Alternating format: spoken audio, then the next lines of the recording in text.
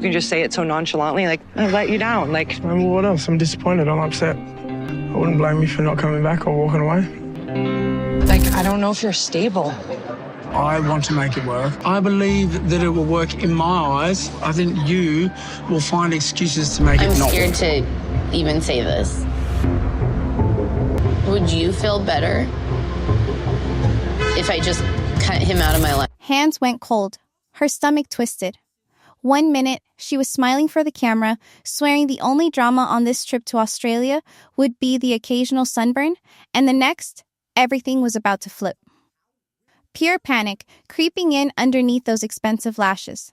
That's the moment it all shifted for Elise, or maybe it had started unraveling much earlier. And she just didn't see the signs. You're watching Reality Sport. I'm Aliva. And if you're here for the first time, subscribe right now and drop your wildest theory in the comments. Trust me, today's story goes straight off the rails and never looks back. Elise and Joshua had that picture-perfect vacation energy Instagram filters on blast, matching sunglasses, goofy selfies, and promises whispered over cocktails. From the outside, this was a rom-com brought to life. Two people laughing through jet lag in a cab bound for adventure.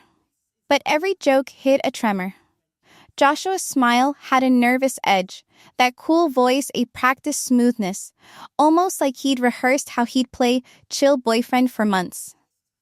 Elise leaned into the fantasy, flinging plans at Joshua faster than he could dodge them. Booking abseiling without even asking if he liked heights, then talking up the ways she was totally fine with his ex or his son. They wanted easy, so they faked it, holding cracks together with laughter and sleep-deprived optimism. Meanwhile, across the world, Laura was texting Biren screenshots of her hotel breakfast, faking casual vibes while her heart crackled with nerves.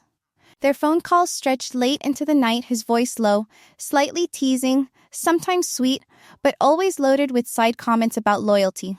Laura, for her part, spun stories just carefully enough to keep the peace, insisting Michael was only a friend and leaving out the parts where she once tried to kiss him.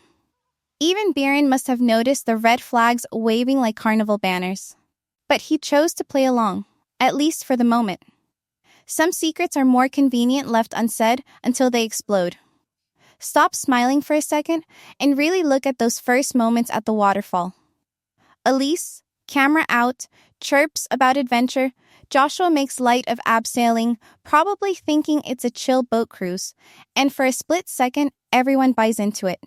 But you catch the flicker in Joshua's expression when Elise insists she isn't afraid of heights. There's a pause, a hesitation in his eyes, a minor mismatch between promise and reality that'll haunt them both. Then the real waters hit.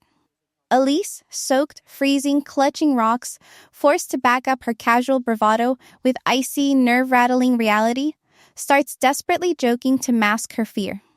Joshua tries encouragement, but already he's checking his watch, seeing how quickly that playful energy evaporates into panic. The guides urge them on, and Elise suddenly isn't performing anymore, she's raw, letting out pained yelps that echo off the canyon walls while Joshua, stuck between wanting to help and wanting to not look bad on camera, can't decide which role to play. It's the first real test, and the cracks are spreading, impossible to ignore. Just off screen, Laura's about to get her own wake-up call, but not from a waterfall. She's finally made it to Istanbul, suitcase in one hand, her heart in the other, convinced she's the exception to every 90-day Fiance horror story. Biren welcomes her with his best "I missed you," but something's missing. Something colder. It starts with small things, him getting distant after a text, cutting hugs short, his mind drifting in conversations. Still, Laura forces herself to believe she's on solid ground. Every time she tries to steer the chat away from Michael, Biren circles back, joking about secrets and lies. But there's an edge to it, a growl hiding under syrup. Trust never snaps cleanly. It frays in small, quiet ways until, all at once, you realize half your promises have already been broken. For Elise, it happens back in the hotel, still shivering, clutching Joshua's jacket while trying to decode his unreadable face. He fumbles, puts off the FaceTime with his son she's been anticipating for weeks, murmuring about other people to consider. Elise tries to hold it together, but her mask slips. She can't tell which promise was dropped first meeting Joshua's boy or believing everything he said about a future together. He swears it's just bad luck. She quietly calculates how many lies make a pattern. Meanwhile, Laura actually gets blindsided by the truth. One careless comment, one mistake from Michael. And Bjorn's poker face finally cracks wide open. Suddenly, she's facing weeks of pent-up suspicion, his voice low and sharp. Every just a friend replayed back at her like evidence. For Laura, the shock cuts sharper than any fight. It isn't that she's been caught in a lie, it's the feeling that everything she's built their relationship on is at risk of sinking in a flood of doubt. You ever notice how when the first secret slips, every other promise gets called into question? That's where both couples land, hanging by a thread. Elise and Joshua, back in Australia, go from warm showers to cold shoulders, barely speaking as dinner drags on. Laura, alone in that expensive hotel, wonders if she'll ever be allowed back in. All those surface-level smiles have vanished, and now everyone's asking themselves the question they've tried to avoid. If you can bend the truth once, who's to say you won't do it again? These aren't cracks, they're fault lines, threatening to split everything wide open. If you thought these couples hit rock bottom here, keep watching. Because what happens next will have you questioning if there's any way back from betrayal this big. Air thick with nerves, Elise barely hears the clink of her fork on the plate as Joshua admits the FaceTime with his son isn't happening tonight. She's not just disappointed, she looks wounded, and Joshua feels the heat from across the table. He tries to soften it, tossing out a limp apology, but all Elise hears is a dare to quit on them. He says it would be understandable if she walked away like he's handing her an exit ticket she never asked for. Her mind spins. Was that even meant to be kind? Or has he already checked out? The table might as well be an ocean, and it's getting harder to pretend they're both still on the same shore. Joshua scrambles to clarify, tripping over his own words, saying he didn't want her to leave, just that he wouldn't blame her if she did. The look on Elise's face says he's only making it worse. Suddenly, it sounds less like reassurance and more like a loophole for him if things collapse. The audience saw it too. On screen, his tone never wavered from that same diplomatic calm. But her reaction icy, shoulders hunched, voice flat spoke volumes. They both know you can apologize 1,000 times and still not fix what got broken. Meanwhile, across continents, Laura's hands shake, while she tries to reason with Bjorn, who's armed with message receipts and recent gossip from Michael. He wants to believe her.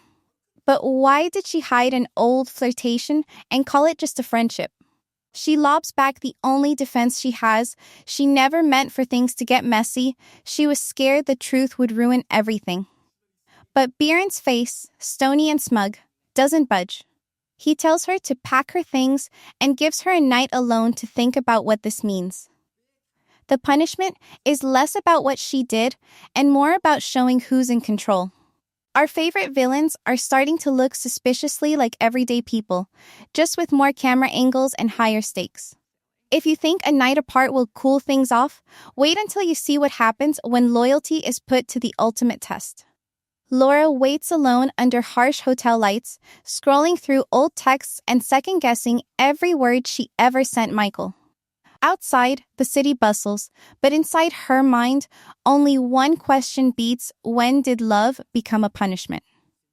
Morning brings no answers, just another round of messages from Bjorn, each more pointed than the last. His strategy is clear. I wanted you to realize what it feels like without me.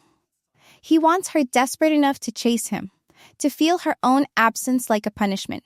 One part heartbreak, one part chess, every emotion weaponized. Laura could walk at any moment, but guilt and hope work overtime, twisting her heart into knots.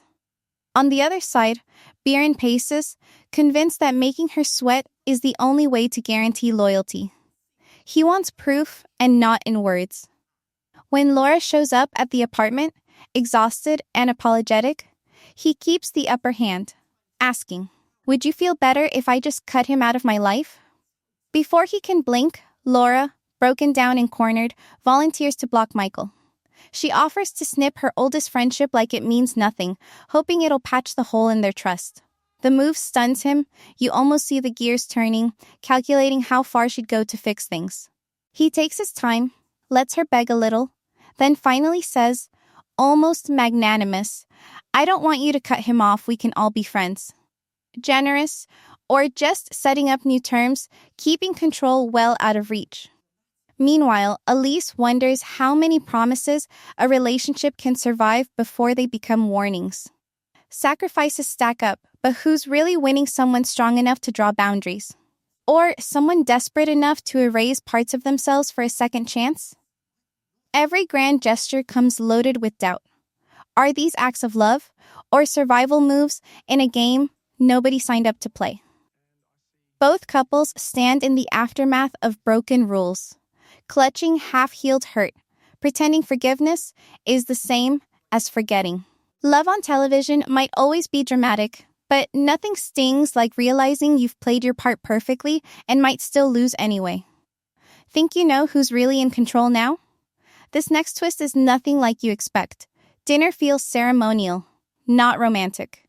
Elise sits across from Joshua, answering his questions with clipped words and tired eyes. When he sketches out fantasies about living together, moving continents, she presses for details. Has he actually searched for apartments? Started making real plans? His answers are vague, excuses thin, faith evaporates a little more with each non-committal shrug. It's not just the FaceTime that's gone missing, it's the future he promised, replaced with empty reassurances and recycled lines. Elise nods along, but you can see her withdrawing, walling herself up behind practiced smiles, her spirit flickering with every unkept promise. Laura, for her part, walks through the old apartment like a guest, not a partner. Biren is waiting with open arms, but only after she spelled out her loyalty. She insists again there's nothing romantic left for Michael. Offers up proof or what little is left to give. But the air is heavy with everything that's unsaid. The receipts pile up fast. Laura's Western Union receipts, that time she paid rent in advance, messages where she begged for a second chance. These aren't tokens of affection anymore, they're IOUs traded for another night's trust, exhausted apologies, polished until the meaning wears off. She keeps wishing the rules of the game would change, but a new ultimatum always replaces the old one. If you ever wondered why people stay when leaving seems simpler, the answer isn't always romantic. Sometimes they stay because losing is too scary, or because the idea of starting over hits harder than the worst argument. Ultimatums work when the alternative feels unlivable, especially when fear dresses up as love.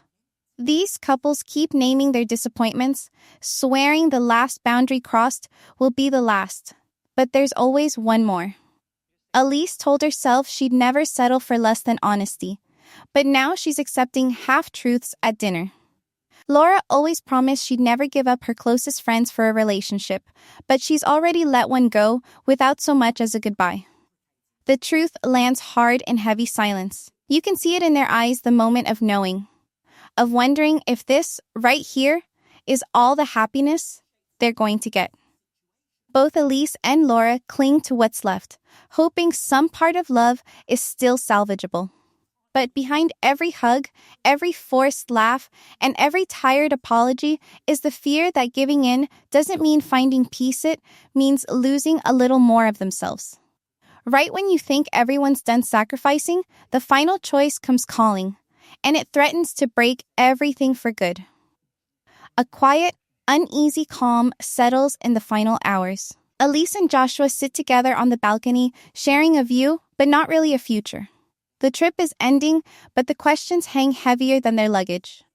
Elise accepts Joshua's arm around her shoulders, even though the warmth feels borrowed, more a habit than a comfort.